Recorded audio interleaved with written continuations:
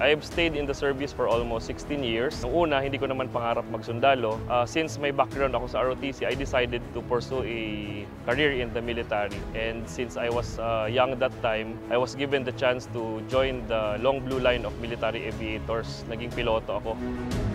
I went the extra mile, I did extra effort para lang malaman talaga nila na I am serious about what I want. I went out of my comfort zone and did my best para ma-supervise yung mga trainees namin and the instructors on how they handle the students.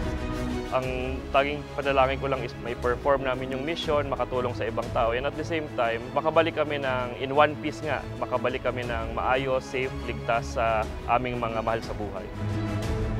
Let us always choose to be kind. If there's an opportunity to help, let's help others.